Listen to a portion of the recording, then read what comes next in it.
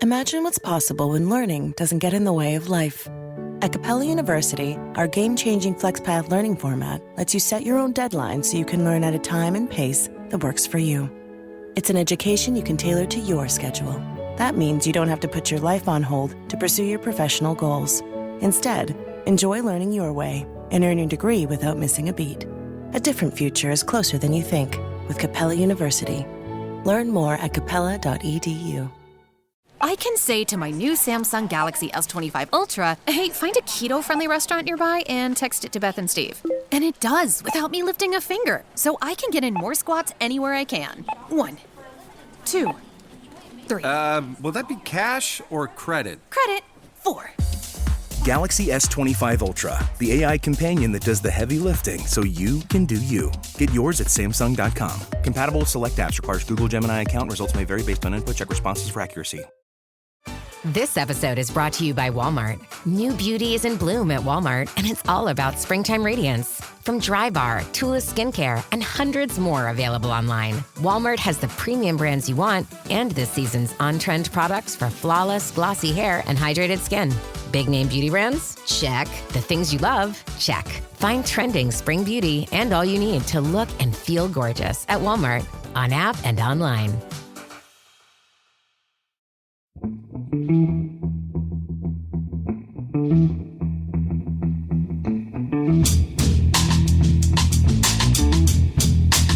Hello and welcome to The Price of Football, the show that looks at the money behind the beautiful game with me, Kevin Day, and Liverpool University's Kieran Maguire. I was going to say, how are you, bright and early on this Monday morning, but it's actually 17 minutes after I was due to say, how are you? It's taken us that long to work the technology out again, even though we use it twice a week. Yes, we need to get a young person to come in and sit with us, Kieran.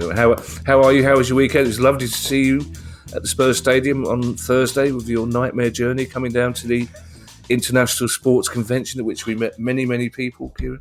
Yeah, it was great fun. My only problem was, as you know, I'm not the most organised person on the planet, and I do have a habit of saying I'll do something and then forget about it. Yeah. So we were doing this this sort of mini live show, which was great fun, and then I realised I'm supposed to be teaching at 5:00,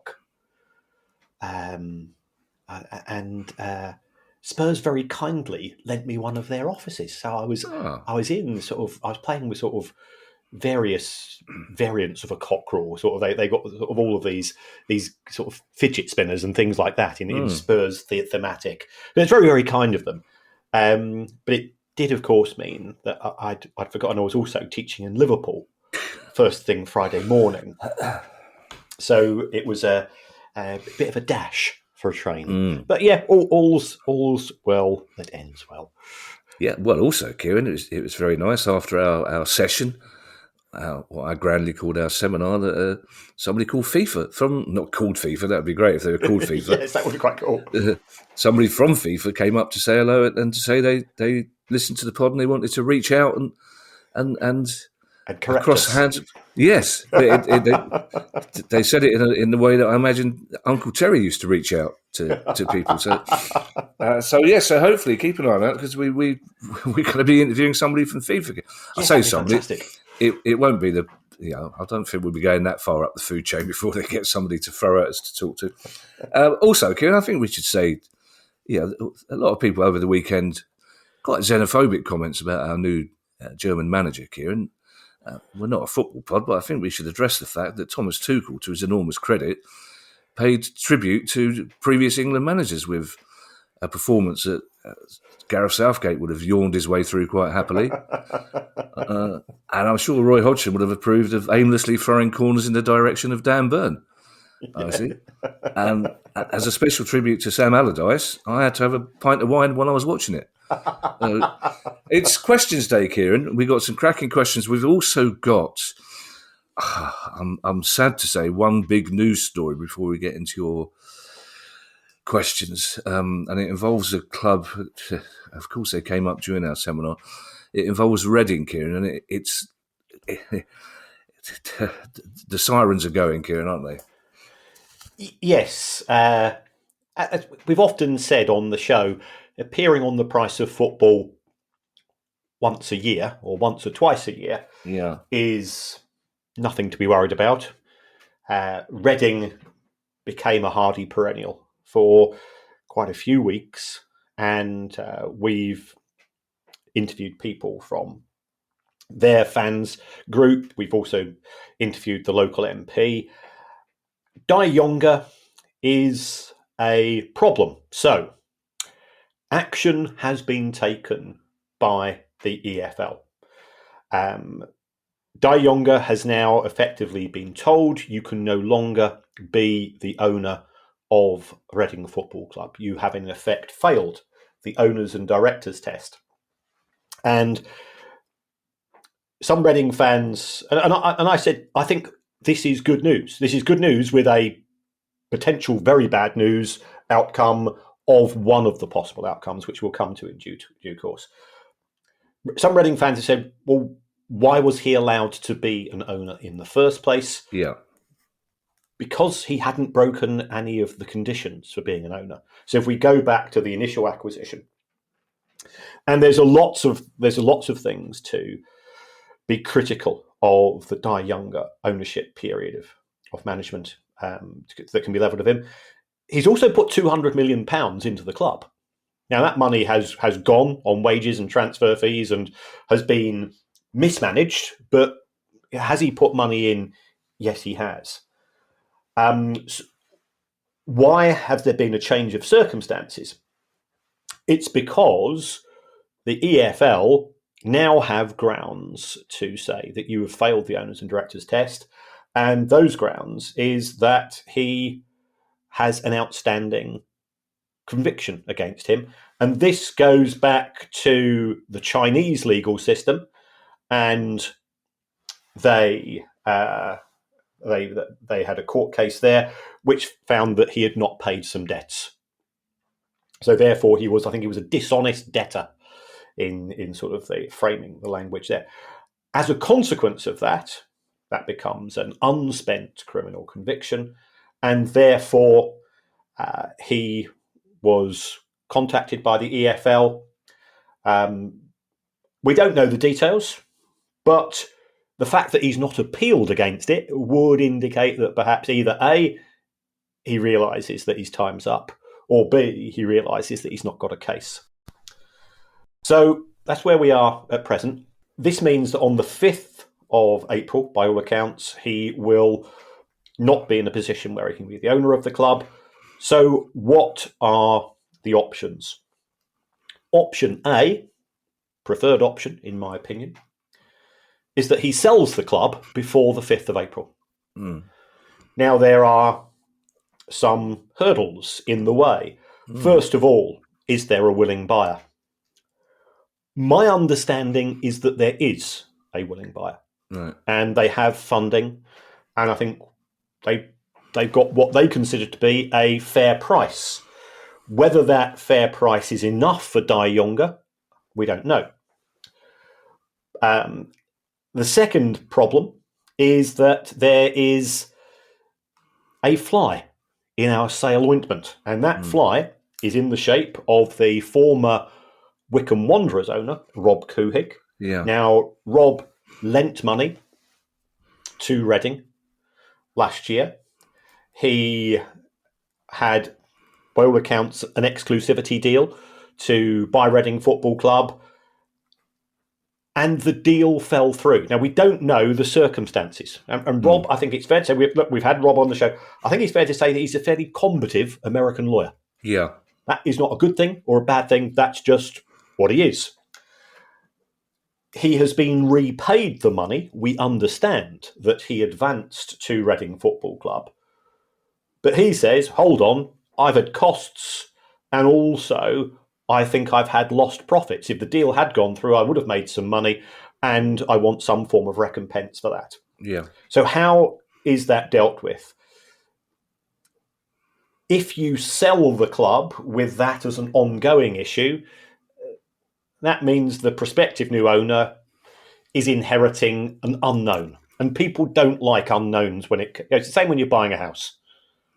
that piece of land there, does it belong to us? Does it belong to the neighbour? Yeah. If there's an ongoing dispute with the council, you don't like uncertainty in deals. So that it therefore comes down to the approach of the owner. Can they reach an out-of-court settlement with Rob Couhig? Well, possibly they can. And Mr. Couhig has a little bit of history on this, because when he was the owner of Wycombe Wanderers, they were in dispute with Derby County. And Derby County went into administration and it was sold. Now, nobody knows whether there was a settlement made, but there could have been. And I was talking to somebody involved in the investment world, and sometimes they say, look, sometimes you might not like it. Sometimes if you want the deal to go through, you hold your nose and you sort something out. Whether you agree with it or disagree with it, be pragmatic. So that's option number one. So we do believe that there's an owner there. That owner would have to pass the owners and directors test. I think the EFL would pull out all of the stops to accelerate that investigation into that person's background, because it's in their interest to do so. Option number two, Reading Football Club go into administration. So the directors of the club say that Reading is losing money, and again, we can level lots and lots of criticism, lots and lots of very valid criticism at Dai Yongge. And one of the things he has done in the main is that payments have been late, payments have not been good, but the bill's still broadly being paid. If he pulls out, the directors don't have the resources to fund the losses. And we're assuming that Reading Football Club is loss-making. We can't say that for certain, because Dai Yongge has chosen to break the law and not publish the accounts. So therefore, we don't know with any degree of certainty. If the club goes into administration, what are the consequences? Well, first of all, we've got this sort of protective shield put over the club that it can't be wound up during the period of administration. What are the administrators going to say? The administrators are in it for number one. So they'll say, well, where are we going to be funded from in terms of the running of the administration? We saw the cost of Derby, we saw the cost of Wigan, somewhere in the region of £2 million plus substantial amounts in legal and other fees. So it's a very expensive business. Jobs will be lost, creditors will be unpaid. It's not a quick fix. It's not an ideal situation by far.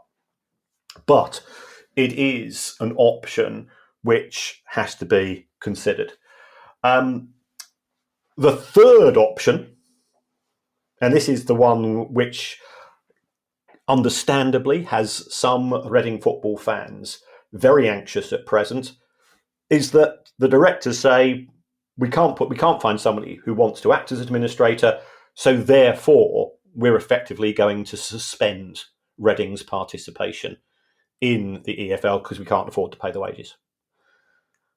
Where that leaves things, we don't know. So that is the least attractive, the least palatable. Yeah. It's also not in Dai Yongge's best interests, because you run the risk of the club ceasing to be in existence, and therefore the sale price goes into liquidation values. And liquidation values for assets are always far, far lower. You lose the goodwill, you lose the brand value. So that appears to be the options. I know some Reading fans have said, well, why haven't we been involved in this? My understanding is, I've looked online. There was a meeting about just over a year ago between the EFL and some of the Reading fan groups. Again, I've had meetings at Whitehall. We've had the Reading MP. There are lots of people who are trying to nudge, persuade, cajole Dai Yongge into selling the club. He's a person who's very difficult to get hold of. Clearly, would talk to somebody like us. I understand that. There is concern that he's been the owner of other football clubs, both which have gone bust totally. Much, much smaller outfits than Reading. And trying to work out his motives, and also trying to work out how important is Reading Football Club to him, because he has got quite a few personal issues to deal with. So that's where we stand. Would a regulator have made any difference to this? The answer is no, because you're inheriting somebody who'd passed the rules. Has the EFL had to deal with similar activities? Yes. If you look at what happened at Leeds United, was it Chilino, the owner there? He was suspended for a period of time when he was the owner. So it's a mess. It's a mess which has been brought across by the intransigence of the owner. You can absolutely understand the frustration and also the fear of the fans. You know what it's like at Palace. I know what it's like at Brighton to think I might not have a football club in the period. But I do think that is the least likely of the options. Least likely is not the same as 0% chance of it happening, though. Yeah. Oh dear, Kieran, we've been down this brinkmanship road before with Ron Martin. Although I don't remember with Ron Martin in Southend it ever went quite as close as this. There are a few things to unpack, Kieran, sadly. First of all, the 5th of April, and people are talking about Reading being thrown out of the EFL if the club isn't sold by the 5th of April. That's only 12 days away, Kieran. Yeah. That's not a lot of time to get a deal done. Would the EFL, do you think, extend that deadline if there was a clear intention to sell, that both parties said, look, we want this to happen, but we can't get it across the line in that time? Or will the EFL say, hang on a second, you deadline after deadline after deadline has passed with Dai Yongge. There has to be a line in the sand, and April the 5th is it. The EFL take a lot of pride in the fact that we've had 72 for a longer period of time. The only club that we've lost is Bury and Macclesfield Town. And I always say, I mean, my personal view is that Macclesfield Town were destroyed by the EFL. EFL owners, not the EFL itself. So I think the EFL will do everything within their powers. And their powers are limited to create an environment in which a deal can be done. That is in everybody's best interest. Remember, there are jobs, there are creditors, there are livelihoods at stake, as well as the fact that it's a football club, which means so many people. So I don't think they will be dogmatic. If you're 95% of the way through agreeing a deal and it's 11:59 p.m. on the 5th of April, you're going to roll it over to the following day. So yes, I think there will be progress. The EFL also has responsibilities, and I was talking to another club owner over the weekend about this, an EFL club owner, and he says, look, we don't want to lose Reading, but there are 71 other clubs to take into account as well. And that's why the EFL can't step in themselves and fund the losses, because you've effectively, he said, look, you can't expect loss-making football clubs to subsidise another loss-making football club. Is that, sorry, before I ask you the other questions, Kieran, is that what happened at Macclesfield? You just said there, and I'm sure some of our new listeners will be surprised to hear you say that you blame other EFL clubs for Macclesfield's demise. Perhaps you could just explain a little bit about that. Yeah, look, Macclesfield's owners were on our wrong-on list, but Macclesfield had a poor season. In my view, points deduction after points deduction after points deduction was engineered in such a way that they dropped into the bottom two, and therefore they were relegated. And therefore the EFL didn't have the awkward situation of the club going into liquidation on their watch. And effectively the National League said, you've not satisfied enough criteria to join us. So Macclesfield Town went into liquidation. I've also got to say that Macclesfield FC have been promoted this weekend. And congratulations to them. I get occasional calls from Robbie Savage, who is it's not an act. It is full on Robbie Savage 24 hours a day, from what I can make out. Oh, that must be tiring. must be tiring from him. He's surely every now and again. Oh, he's a perfectly lovely chap, but every now and again he must wake up and go, "Oh, crikey, I might try being Kieran Maguire today." Just really hard work being Robbie Savage.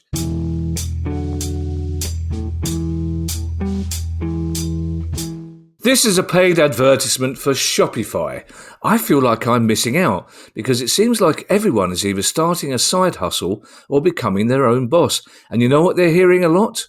It's the sound of another sale on Shopify, the all-in-one commerce platform to start, run, and grow your business. Shopify is the commercial platform revolutionising millions of businesses worldwide. Whether you're selling bespoke doggy treats or even yeast extract and cheese-related bakery products, Shopify simplifies selling online and in person so you can successfully grow your business. Covering all your sales channels, from a shop-ready POS system to its all-in-one e-commerce platform, Shopify even gets you selling across social media marketplaces like Facebook, Instagram, and TikTok. Full of the industry-leading tools ready to ignite your growth, Shopify gives you complete control over your business and your brand without learning new skills in design or coding. And thanks to award-winning help and with an extensive business course library, Shopify is ready to support your success every step of the way. Sign up for a £1 per month trial period at shopify.co.uk/priceoffootball, all lowercase. So go to shopify.co.uk/priceoffootball to take your business to the next level today. That's shopify.co.uk/priceoffootball. When you think about super successful businesses that are selling through the roof like Heinz or Mattel, you think about a great product, a cool brand, and brilliant marketing. But there's a secret. The business behind the business making selling simple for them and buying simple for their customers. For millions of businesses, that business is Shopify. Upgrade your business and get the same checkout as Heinz and Mattel. Sign up for your $1 per month trial period at shopify.com/promo, all lowercase. Go to shopify.com/promo to upgrade your selling today. Shopify.com/promo.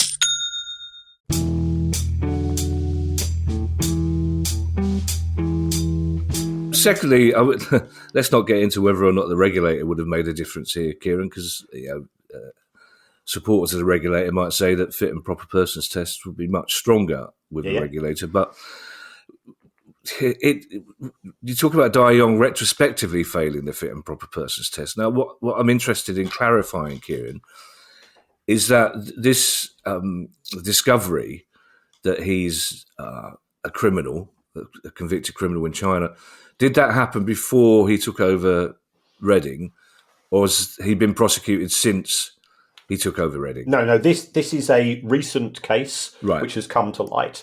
So therefore, at the date of acquisition of Reading Football Club, he had satisfied the owners and directors test. Great. But that test is worded in such a way is that if during your period of ownership you fail the criminal activities test, then the EFL does have the option to, the obligation rather than the option to call you into its office and say, we need to have a chat.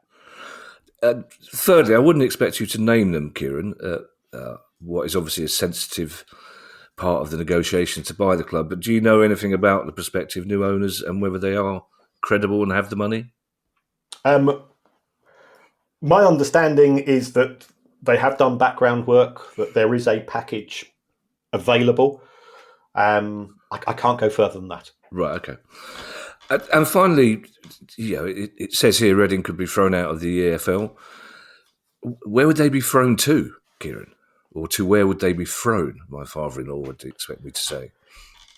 Well, this is a cause for concern, because if the owner is effectively prohibited from owning the club and the directors believe that administration is not a viable option, the other option is to liquidate the club. And that doesn't bear thinking about. That means that a liquidator would be appointed. All of the contracts of all employees, both playing and non-playing staff, would effectively be terminated. And then the liquidator would sell off the assets one by one of which would be the stadium. Now, could somebody come in and set up a Phoenix club similar to what we've seen at Macclesfield, similar to what we've seen at Bury? Yes, it could. But it would mean dropping down some levels until you found a tier in English football which would be willing to accept. But I must stress, I do think this is the least likely option for all of his faults. I think that Dai Yongge, he must have some sense of conscience, some sense of, I don't want to be just remembered for being a destroyer of this. Reading Football Club were in the Premier League, just over a decade ago. So this would be catastrophic. Well, you say that, Kieran, but he's not going to be remembered as a saviour of the club, is he? He's going to be remembered with very bad memories, whatever happens at this late stage of the game. And also, it's very late in the game for him to suddenly go, I don't want to be the person who's destroyed Reading Football Club, because bit by bit, stage by stage, he's been working towards that for the last 2 years. Again, you don't know whether it's... I don't think for 1 minute he's an evil James Bond villain who took over the club with the intention of destroying it. He's just not as good a businessman as he thought he was, or the English football was a different proposition to what he thought it was. But he's not doing a bad job of getting rid of the club, Kieran. So and again, this is something which has come to light at many a club that we've ended up looking at since we started the show. There are many people who have been successful in their own industries, have become extremely rich as a result of that, and they are convinced that they have got skills which transfer to the football industry. And an awful lot of time, they end up getting their trousers taken down, simply because it is a unique industry.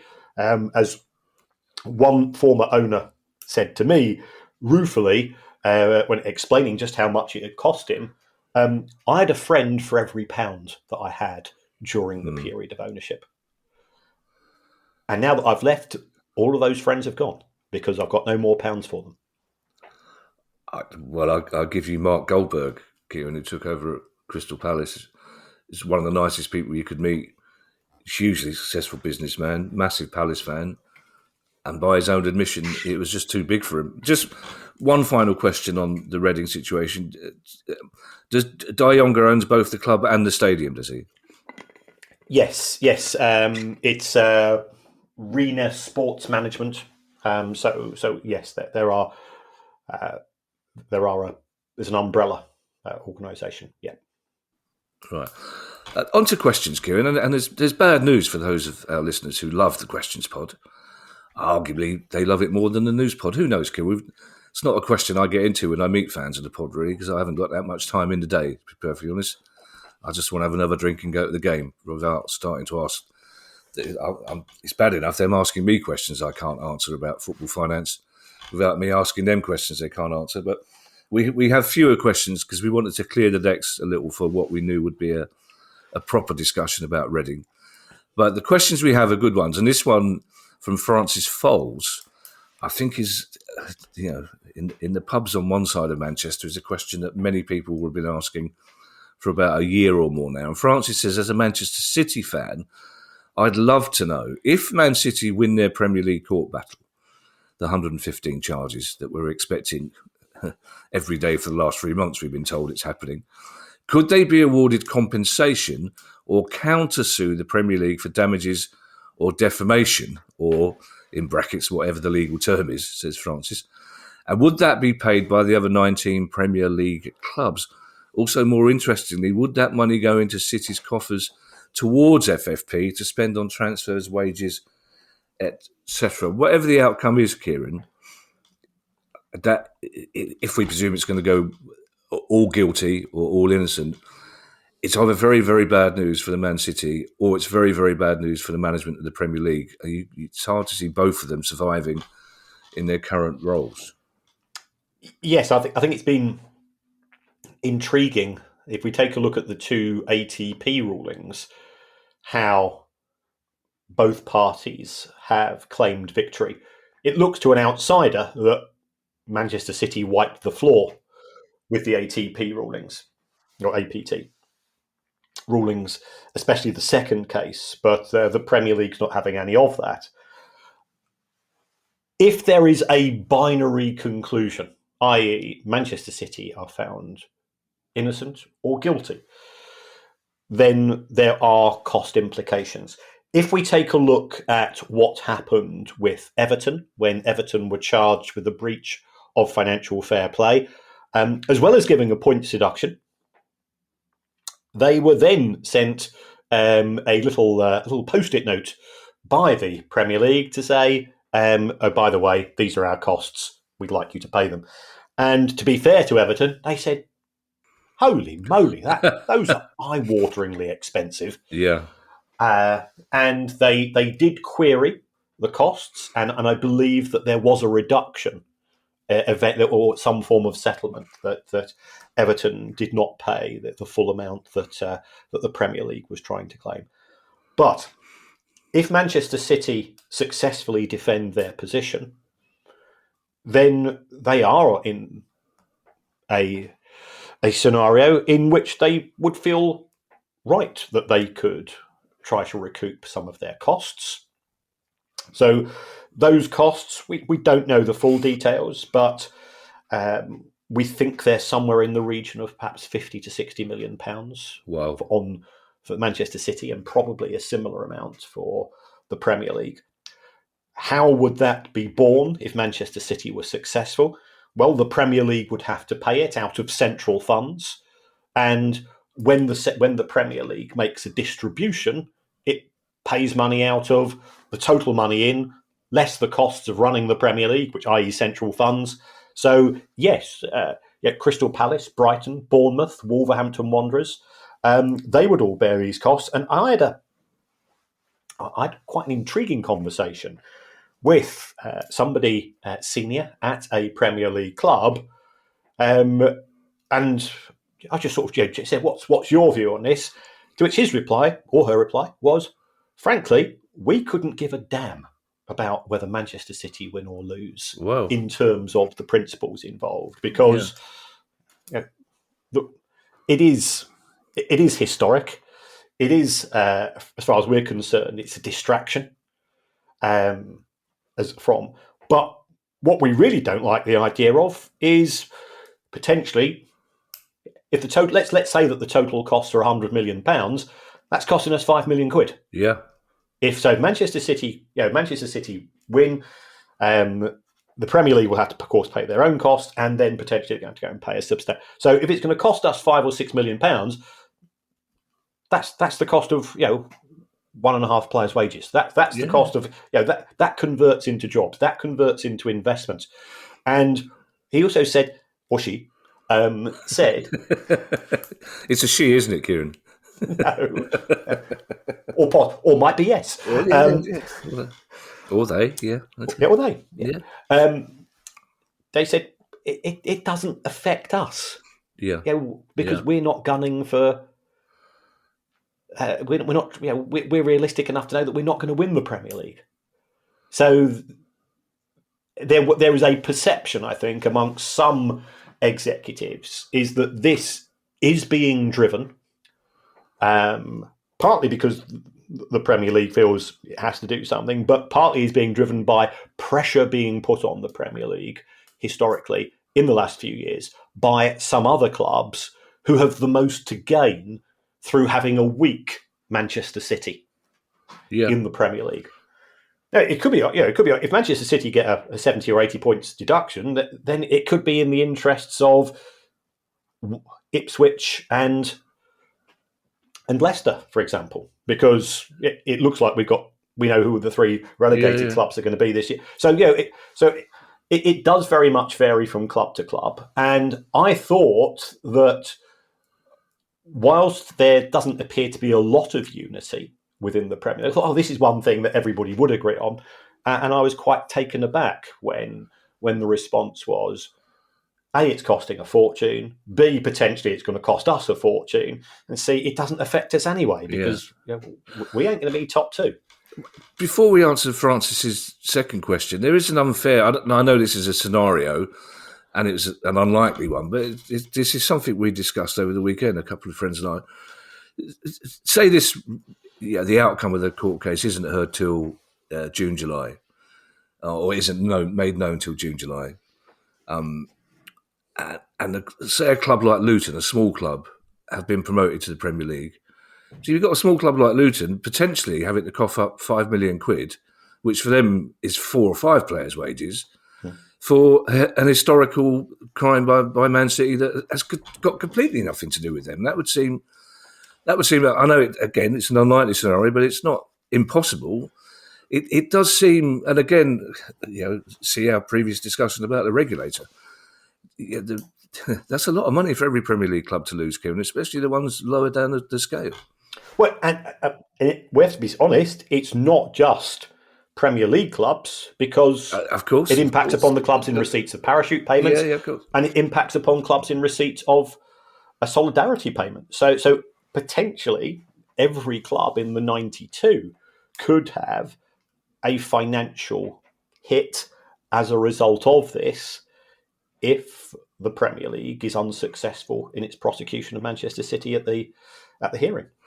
And also, as Francis correctly says, the second part of his question was more interesting than the question I've just asked you, Kieran. But say Man City were to end up £100 million ahead on this, how does that work towards their FFP? Yeah, I think this is an intriguing one. I mean, to be fair, Manchester City's FFP at present is looking very strong anyway, right? Because they have sold quite a few players at significant profits. But trying to work out exactly where we stand, the Premier League appear to indicate that breaches of FFP are down to you, so therefore your own legal costs are going to your subsequent FFP calculations. Therefore, to be consistent with that, this could be a bonus. City could go and sign some Portuguese playmaker for £40 million and then tip their hat to all of those other clubs in the Premier League who've effectively funded this. I think that would add insult to injury. Oh, I mean, that would be... Can you imagine the screaming and shouting if the outcome of this was that Man City won the Premier League by 25 points next season because they bought new players off the back of the money they got? Mark Duffy has our next question. And Mark Duffy says, I read an article which said QPR agreed a huge 42... It says eye-watering here, Kieran, but we just use that phrase, eye-watering. I apologise, Mark. It seems a bit unfair for you to not get your eye-watering. He says eye-watering. We can use it again, Kieran. Other pods don't care as much about you not using the same words in their 45 minutes of allotted time on this planet. I read an article which said QPR agreed an eye-watering £42 million settlement with the EFL after breaching spending limits. If the profit and sustainability regulations were introduced to help protect clubs from financial oblivion, how can such huge fines be the answer? Yes, this relates to a breach of the FFP rules in 2014 when Queen's Park Rangers were promoted. Now, the headline figure at the time when the ruling was heard, and it took 4 years. So we were talking about Manchester City. It took 4 years between QPR being promoted and the punishment being levelled. £42 million does sound a lot of money, but Queen's Park Rangers got a £60 million increase in TV money. They got £60 million worth of parachute payments, and they got another £10 million of commercial and matchday income. So they generated an extra £130 million. Now, of that £42 million settlement, £22 million of that was writing off loans by converting them into shares, loans which could never have been repaid. So I'd knocked 22 million off that 42 to begin with. 3 million of that was the EFL costs, and the £17 million fine is being repaid over a period of 10 years. Oh. So for an offence which took place in 2014, Queen's Park Rangers will finally settle that in 2029. Wow. So it's actually not that eye-watering when you and again, talking to people who have sometimes said, is it worth us gaming the system? Is it worth us just ignoring the rules for 1 year, going for it, getting to the Premier League, where we can't be touched by the EFL. We can't have a points deduction in the Premier League because they're separate entities, and just accepting the fines. And that's happened to Leicester, and that's happened to Bournemouth, and that's happened to Fulham in the past. Then they say, you look at the size of the fines, and this one was certainly the biggest one. It's actually the pluses outweigh the minuses. The downside is, if you don't get promoted, you do face a potential points deduction in the EFL the following season. So I can assure you it is something which is debated at senior level.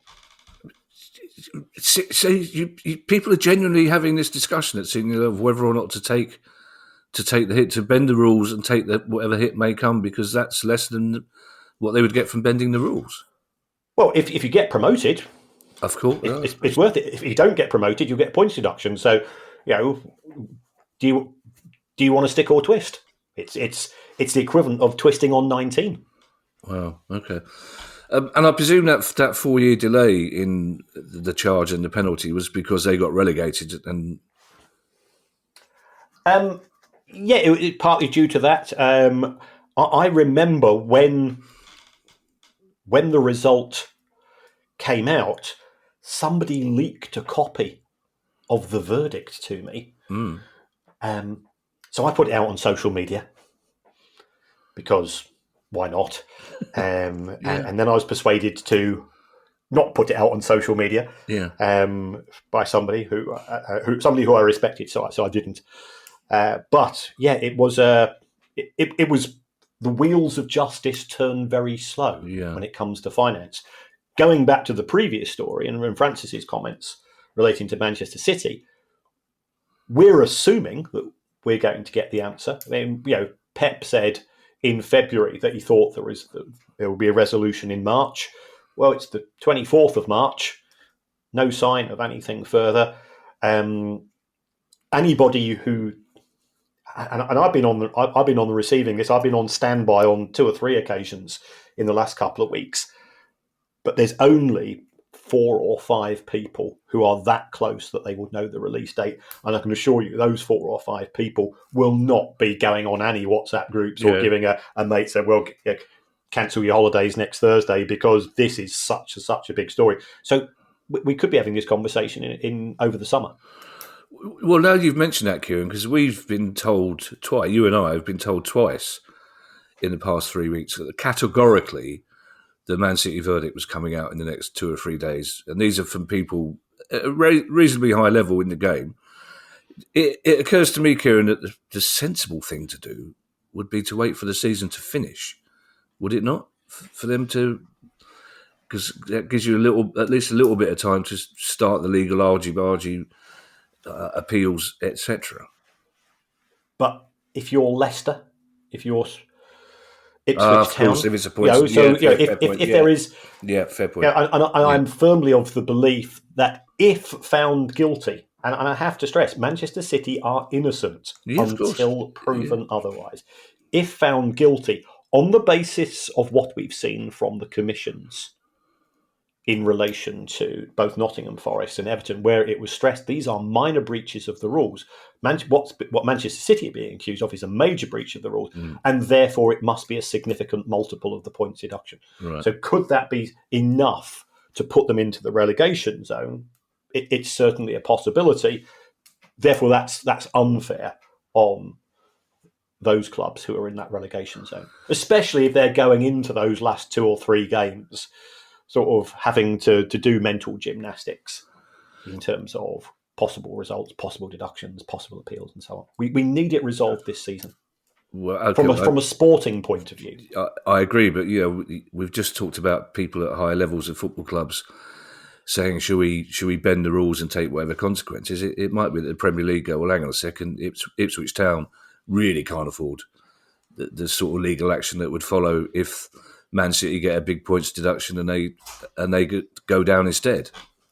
Ed Sheeran is going to do a quick tour together, won't he? Oh, I can't forget. I keep forgetting the Ipswich Town legal cost tour, summer 25. They'll pay for it with Nick DeMarco as his support act. Yes. Yeah, that scenario hadn't occurred to me, Kieran.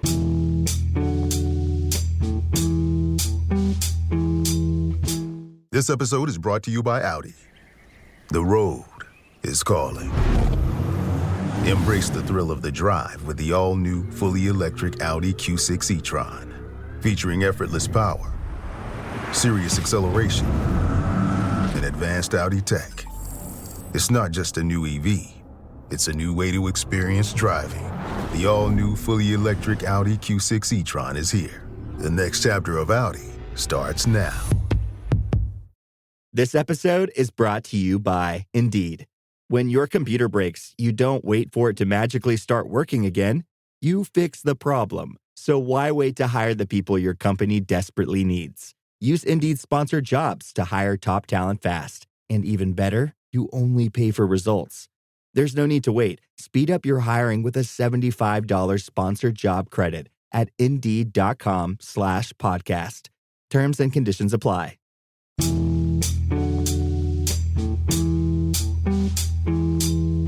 With the amount of time we spent talking about Reading, Kieran, which included discussion of the independent regulator, I'm not sure we've got enough time to answer Dan Flowers' question in full. So I'd be interested to see if you can précis the answers. Dan Flowers says, if the independent regulator were in place, would you expect a difference in how the Everton and Forest points penalties would have unfolded? And also, how would those investigations, Forest, Everton, City as well, and Chelsea, have been different with a regulator in place? Okay, Dan, my view is that the regulator is not involved in individual cases against individual clubs when it comes to a breach of financial fair play, PSR rules. That is still the remit of the Premier League. I think the Premier League would quite like to hand it across to somebody else. Yeah. But take a look at the draft legislation. There's no indication that the regulator will get involved at that granular a level. Now, one of the fears, I think there's three big fears of the opponents of the regulator. A, impact on investors. There's no evidence to support that because we've seen the takeovers of Manchester United, Everton, and many other clubs. But secondly, parachute payments. Again, that wouldn't impact upon Forest, Everton, City and Chelsea. And thirdly, owners and directors tests is going to make it a duplication of work. I'm not sure that any of those issues are being covered by the historic cases. You could certainly argue that the Premier League's handbook is very, very poor when it comes to financial regulation. And therefore, having a regulator with experience of setting a rule book might have been beneficial, and we might have had a quicker resolution to those cases. But the regulator itself would not have got involved. Yeah, and because we haven't got time, Kieran, we can't elaborate on that because you say it in a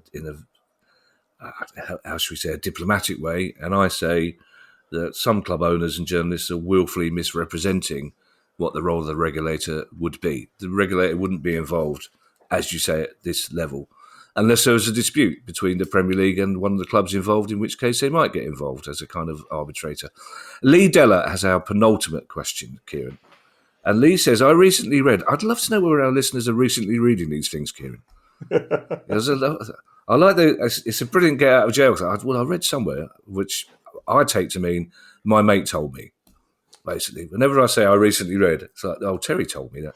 Anyway, Lee Della says, Terry told him that Barcelona are considering cutting ties with Nike in favour of making the kits themselves. How could this impact their finances? Surely they would lose out on revenue. Or would it be cheaper to make and manufacture using a lesser-known organisation? Interestingly, Kieran, in the last two formal things we've done at Liverpool University and at the International Sports Convention, there's been a lot of talk. We had a lot of questions. There was one in particular that we discussed at length at Spurs Stadium on Thursday about the finances of football kits and the environmental impact of how many of them are being thrown away. So it seems that it's percolating back to the consciousness of football fans again. And this is an interesting question. Yes, at present, from my understanding, Barcelona have a contract with Nike which expires in 2038. Could they buy 2038? 2038 appears to be. Wow. And it's worth 127 million, 125 to 130 million euro a year. So it's one of the most lucrative around. Barcelona are considering all options because their finances are very poor. And we talk sort of romantically and nostalgically, perhaps, about ideally wanting every football club to be fan-owned. Well, yeah. Barcelona are fan-owned, and this indicates some of the problems in that you've got presidents who will promise fans the world. Populism seems to work until you actually get into power. And then you realise that these promises are actually quite hard to deliver. It's a bit like when Homer Simpson became mayor of Springfield. Yeah. And that's a fantastic episode with the refuse collecting guys. And that worked for 3 days. Yeah. And then it didn't. So the benefits to Barcelona is at present they share the profits from the process with Nike. The downside is that they have no experience of kit design. They've got no experience of kit manufacture. They've got no experience of supply chain. They've got no experience of distribution to individual retailers, whereas Nike can go to every single Nike store around the planet and say, we're giving you a load of Barcelona kits. So could it improve their finances? Yes, it could, but it comes at a risk. What you get with Nike is a guaranteed amount of money each year. And if I was a business as precarious as that of Barcelona Football Club, and I was working in the finance department doing my budgets, I'd quite like to be able to say, that's how much we're getting guaranteed from Nike. Yeah. And that's the discretionary element because we're on a 7% per piece commission and so on. So I think it's a very, very high risk strategy that Barcelona are considering. You've furthermore got the fact that they do have an existing contract. They will have to buy themselves out of that contract. Yeah. We have seen similar episodes to that. I think it was in about 2016, 2017. Chelsea did the same. They had a 10-year deal, I think at the time, with Adidas, which still had 3 years remaining. They paid Adidas millions of pounds to release them from the contract. And they then got into bed with Nike, ironically. So can it be done? Yes. If I was running Barcelona, it would not be a priority for me. I mean, that club has got so many things in the inbox every Monday morning to deal with. Adding where we're going to design it, where we're going to produce it, who's going to produce it, how are we going to get it to stores, what happens if there's quality control issues. All of that's Nike's problem. Yeah. Barcelona are playing some pretty damn good football at present. Yeah. I'd focus on that. I mean, Kieran, that's a huge contract if that's till 2038. So you'd imagine that's going to be a huge buyout clause as well. But is this one of those situations in the same way that we talked about Barcelona mortgaging their future broadcast income? Is this one of those things that in the short term look like it could make us a bit of money, but in the long term, as you say, for that poor sod who's doing their financial planning, this would be a disaster? Classic short-term gain, long-term pain. Yeah. The Amsterdam paradox, as it is sometimes known on Cricket Tour.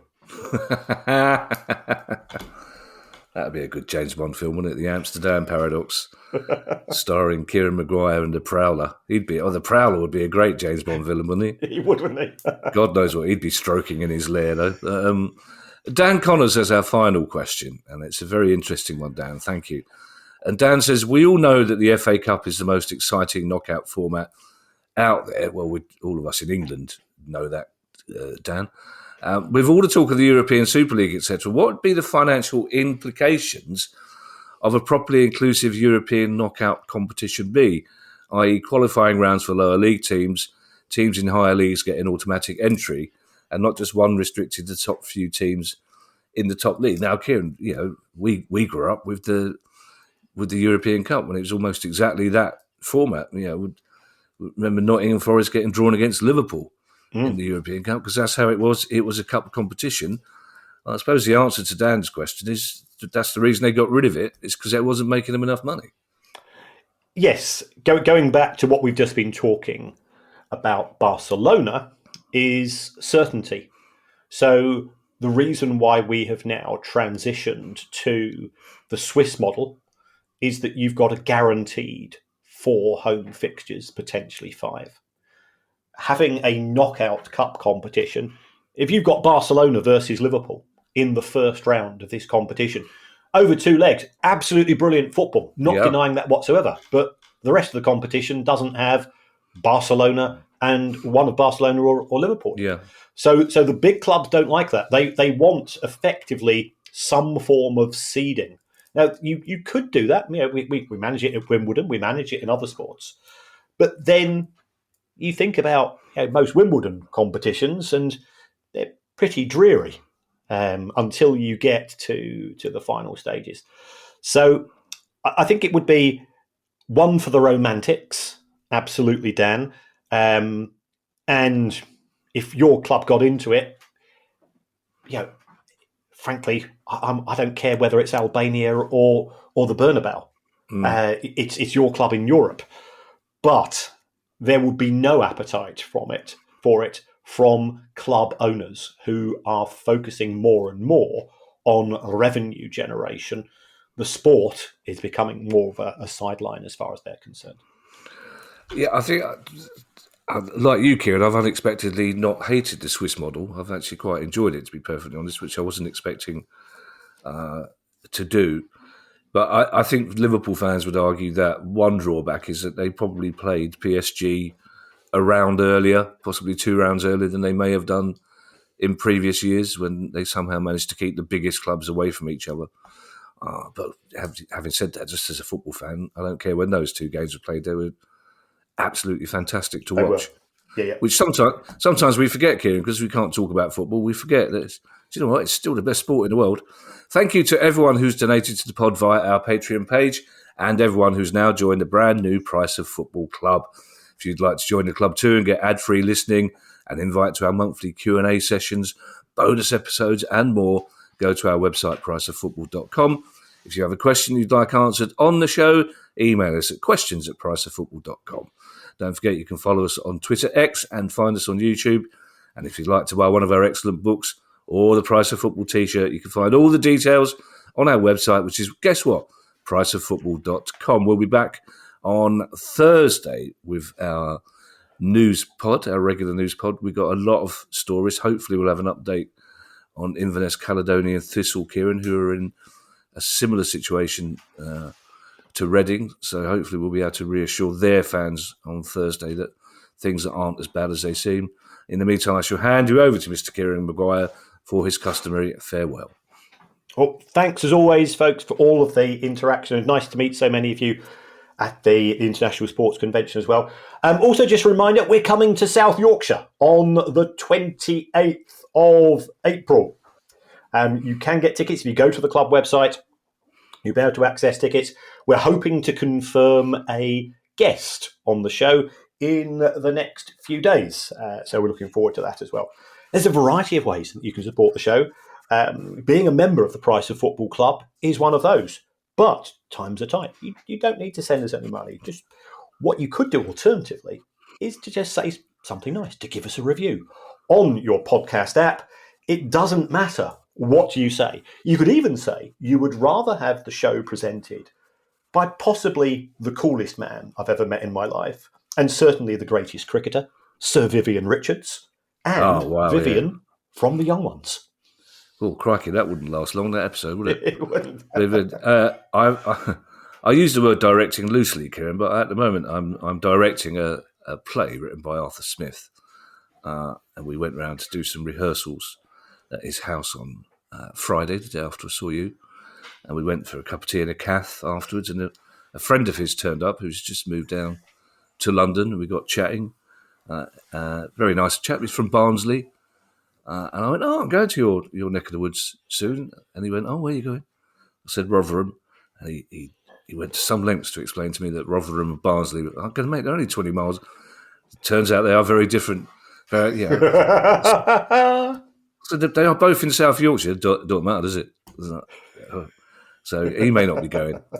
I didn't realise. So I think if we have any questions about Barnsley, Kieran, probably best we take them out. The price of football.